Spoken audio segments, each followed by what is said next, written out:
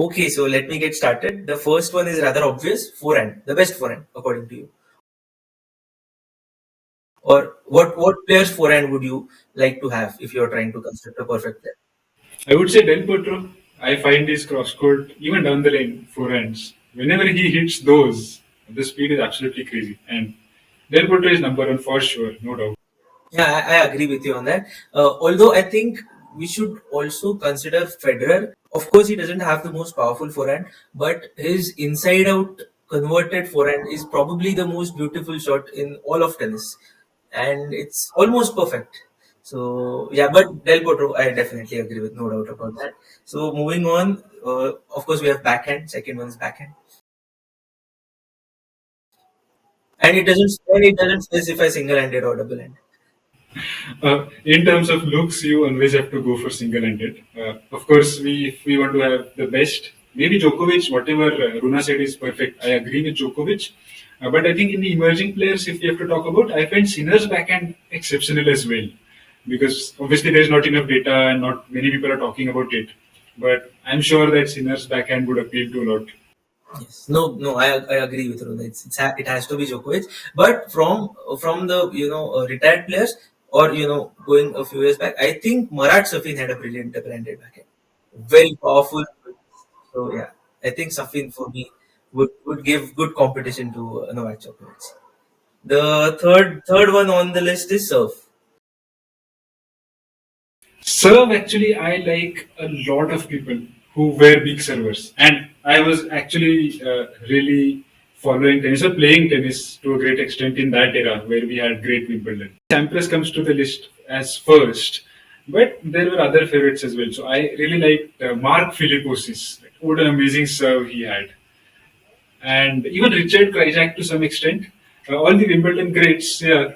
Yes, yes. Okay, all right. For me, it is Andy Roddick. I don't think, yeah, no doubt in my mind. Lots of people, so many people used to imitate Roddick, and And I think because of the amount of times he played Federer, eventually it somehow felt like his service only, it has only power and speed and not that impactful. But I think it had more to do with Federer taking off the power of his serve, and not because his serve lacked anything. It was, come on, man, he used to serve at 150 miles. Come on. And you can even say John Isner because of height and all the other capacity that he had, but it was very difficult to return. And even Federer had acknowledged that. Yes, so I think yeah, that's about it. Of course, after serve we'll have return of serve, and I don't think a lot of people are going to argue on this, but I anyway go ahead. No, I'll say Leighton Hewitt. Those were the two best for me. No, I think I kind of agree with what Runa said. It has to be Djokovic. It's the best return of serve in the game. Yeah. Okay, moving on. Slice. I can't stop laughing. Slice, because we have seen the top 10 points videos so many times, and with Federer having so many variations of that slice, purely from that perspective, I don't think anybody can beat Federer on that. No, no, I don't even want to disrespect him by taking his. I think it stands. Yes, yes, yes. And after that, we have volleys or net play. Net play, my favorite, right? I was crazy about Pat Rafter. Absolutely ridiculous. So I have never seen him miss simple volleys, and I also liked his smashes, especially the backhand smash was crazy. The drive volley was crazy, which he used to do at the net while he was typically approaching after his serve. So Pat Rafter for me. Oh, all right, no, Federer for me, because in modern tennis we don't see that much. Even in the initial years of Federer, he used to come to the net a lot more often than what he used to do later on. Because I don't know, there are a lot of rumors, right, how tennis has changed and all that. So let's not get into that. So we don't see that much Federer at the net or doing volleys, but whenever he comes, it's the touch, the movement, the ease with which he's at the net talks for itself, I think. All right, moving on. We have got six aspects now. The seventh aspect again. This list just makes me laugh, man. It is going to be really evident what a huge Federer fan I am. So the seventh aspect is general touch. There is no competition here. General touch is making it easy. The Wilson wand. It's no doubt. It is better when it comes to touch.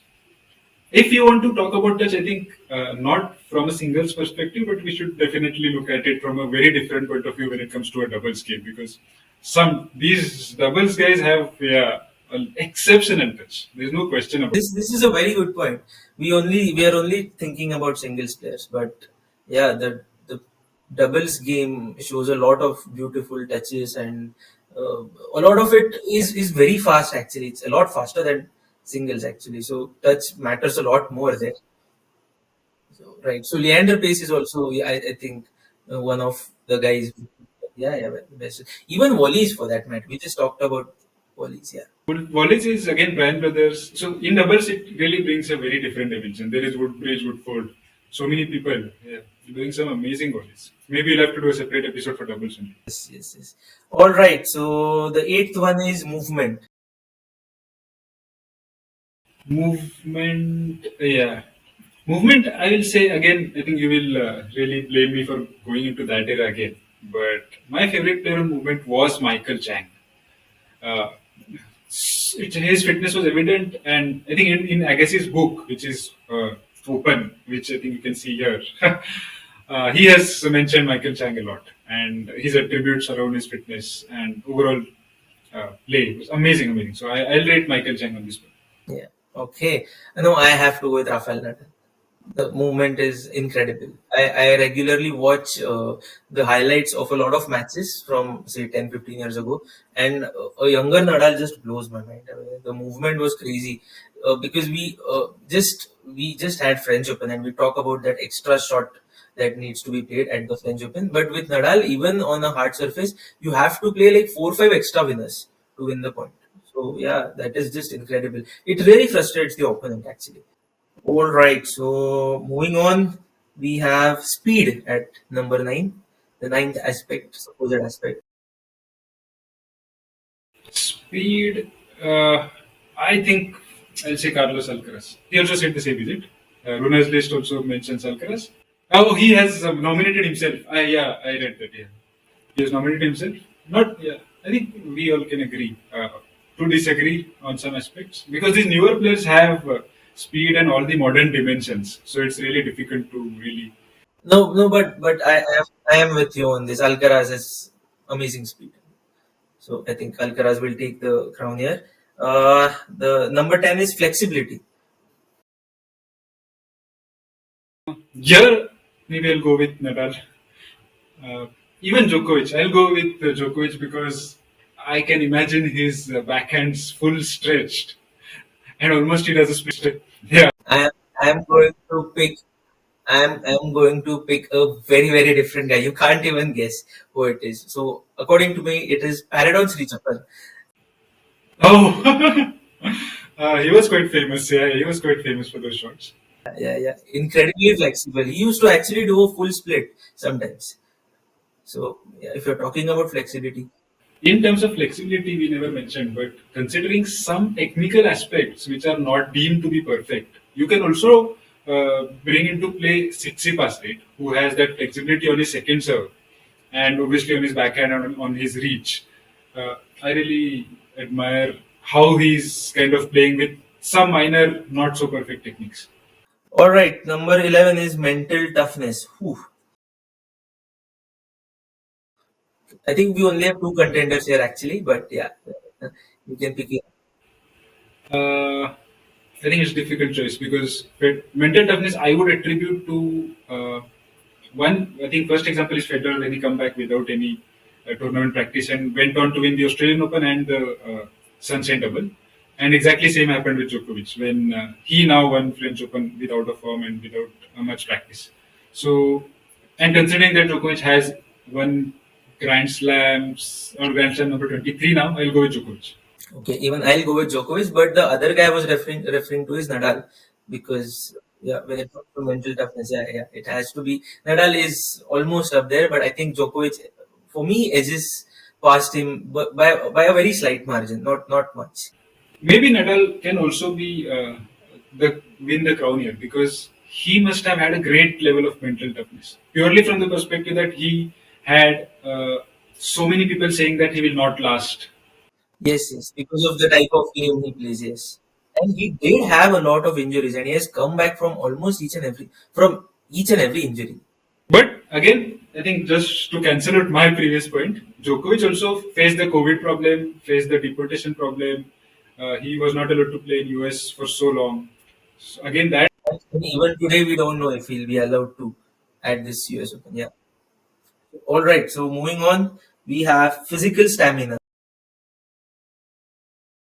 I don't understand exactly what they were referring to here, but fine because maybe you'll have to go with somebody who has won a lot of five setters because in the modern game you'll have a lot of players who have great stamina. Right?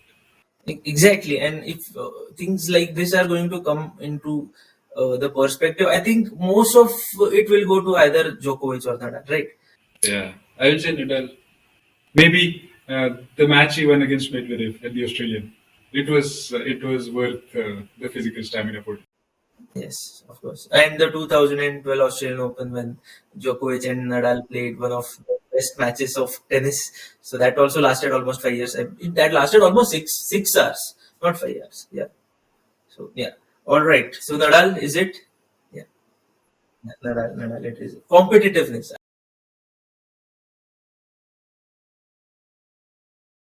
Again, I'm not really understanding the last few points here, but That's it's. I think I'll give a pass. I don't really have an opinion here. Maybe competitiveness. I feel so. See, from what I make of this, I think Djokovic, because the desire to win or the desire to triumph at the end just seems a bit more in him than anybody else. So, if that is what they mean by competitiveness, Maybe that's a redundant point after we talked. Maybe mental strength. yeah, fine, yeah, okay, all right. The next one is celebration. Oh, interesting thing is that Runa actually picked Cristiano Ronaldo first before he got serious about it. Yeah. Oh, in football, I am sure there are a lot of people who celebrate in various ways. Tennis celebration, I would say Djokovic does the hand thing. Uh, I'm not very sure what everybody else does, but maybe everybody else has maybe a uniform way. I'll go with Djokovic for now. Djokovic eats grass when he wins Wimbledon. You know that, right? Yeah, he eats the center court grass. Yeah. He does a lot of, imitates a lot of people. Yeah. No, no, no. We're talking about celebration. So he likes to eat the center court. The Nadal eats the trophy as well. I mean, he just pretends to eat the Yeah, trophy. yeah. Bites them. Yeah, yeah, yeah. For me, it has to be either Federer or Sampras. Simple, elegant, and no. In a way, it is very respectful of the opponent. I feel the way they celebrate. So not a lot of not putting the other down in any way. Just yeah, yeah, just celebrating on their own. So I think Sampras or Federer for me. And the last two actually, it's fine because we have two more, but it's forehand drop shot and backhand drop shot. So Ah, okay. But I will kind of disagree with two. I'm sure you would. But Rune has picked these two after maybe he was asked that do you have something else to add, right? So he picked forehand drop shot and backhand drop shot. Uh, but from this, you know the importance of drop shot that has come out to be in modern tennis, right? So picking individually, I am not very sure. I'll go for backhand drop shot at least. I'll go with Benoit pair. I have seen a lot of drop shots. Very very close to the net, almost impossible to pick. I'll also go with Dimitrov, who typically puts away these half volleys as drop shots, and they are quite famous as well. So Benoit pair or Dimitrov for me. okay, I don't really think I can pick this one. I think I'll give this a pass. The backhand drop shot. Forehand drop shot, I really used to love watching Juan Carlos Ferrero. put those, converted forehand into a inside out drop shot. You remember? It's 20 years ago. Yeah, yeah, especially on the clay surface. And his style was very deceptive. It almost used to feel like, how you regularly convert a backhand into a forehand and hit it inside out. So it almost used to look like that until the end when when he used to put a drop shot. So for me, yeah, Johan Carlos Pereira. Carlos Alcaraz's coach, incidentally. Correct. And Alcaraz is also getting better. We don't have enough data to really measure that or come up with that. For forehand drop shot, I also see sometimes Nick Kyrgios, who attempts some drop shots. Sometimes he pushes that ball. We should have a different segment of service drop shots, underarm serves for Nick Kyrgios.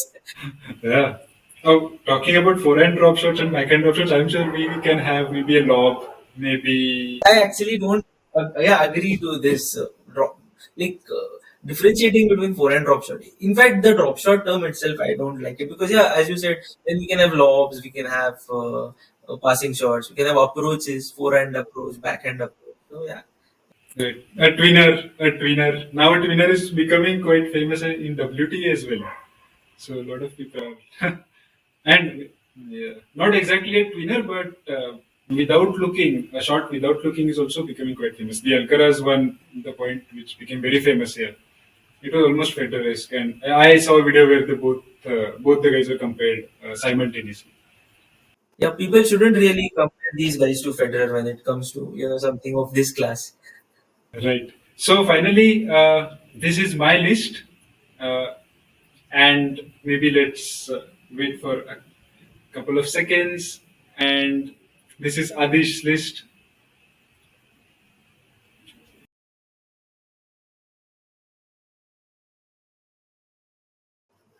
All right, but you know what? I just want to say one thing here, that although this was, a fun thing that we did, I think picking out a perfect player in this fashion is really very theoretical, and it's just wrong. It's plain wrong. Actually, you can't build a player like this because, yeah, there are different aspects. Even if you just even you can find a player who doesn't excel at any of these aspects and become a world champion, because the entire package that you bring to the table is what matters. It's not about individual shots and how you use that package in a match, in a pressure match. So I think I'm not very fond of these kind. It's fun, it's very interesting, but I don't think they have any real value per se. Yeah, absolutely, absolutely. Yeah, that was a fun exercise. But for sure, there are other players which we all can watch and learn from and enjoy, along with the list which we have right now. All right, guys. So please let us know in the comments who you think are the players with the perfect shot, with the perfect forehand, backhand, or overall the 16 aspects. Who has the best aspect? Do write us in the comments. And if you like this video, do hit the like button and do not forget to subscribe to our channel, Tennis Bytes. Thank you so much.